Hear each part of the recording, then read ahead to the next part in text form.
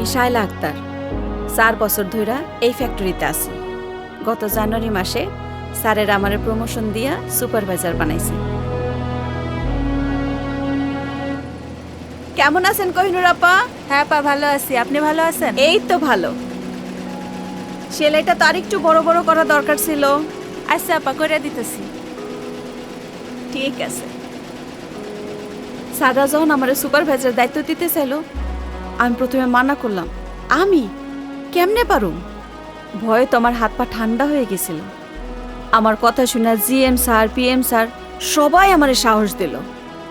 কইল আমি এতদিনের পুরানো মানুষ, আমি না পারলে আর কেউ পারবো না। আপা আসছি আপা। শায়লা একদিন আমারে বলল ওরে নাকি সুপারভাইজারের দায়িত্ব দিতে চায়, কিন্তু ও ভয় পাইতেছে, ওর দিয়ে নাকি হবে না। আমি ওরে বুঝাইয়া বললাম, বাচ্চার সংসার তো তোমার একার না, তোমার স্বামীরও।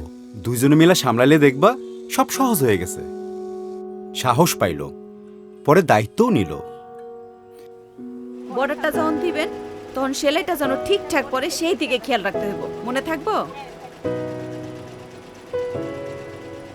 অহন আমরা দুইজনে মিললেই সংসার চালাই। আমার শাশুড়িও আমার অনেক সাহায্য করে। ছেলেমেয়েরা সারাদিন তার দাদির কাছেই থাকে। শায়লা আমাদের এখানে অনেক দিন যাবৎ কাজ করে। সে কর্মঠ এবং পারদর্শী। তার লিডারশিপ স্কিলও চমৎকার। তাই আমরা তাকে সুপারভাইজার করার সিদ্ধান্ত নিই। স্বাভাবিকভাবেই সংসারের চাপ এবং সন্তানের কথা চিন্তা করে সেই দায়িত্ব এড়িয়ে যেতে চায়। পরে তার স্বামী তাকে কনভিন্স করে। ফলাফল আপনারা নিজেরাই দেখতে পাচ্ছেন। শায়লার মতো এমন অনেক যোগ্য নারী আছে যাদের আমরা অনেক বড় দায়িত্ব দিতে চাই, কিন্তু সংসারের চাপে তারা এই দায়িত্ব নিতে চান না। স্বামী এবং পরিবারের একটু সহযোগিতা পেলে তারা অনেক ভালো কিছু করতে পারবে বলে আমার বিশ্বাস।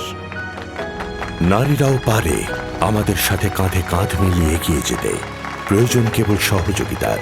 প্রতিযোগিতার বদলে নারীদের দৈনন্দিন কাজে সাহায্যের হাত বাড়িয়ে আমরা গড়তে পারি একটি সমৃদ্ধ বাংলাদেশ। আসুন সমতায় বিশ্বাস করি, কাজের বোঝা লাঘব করি।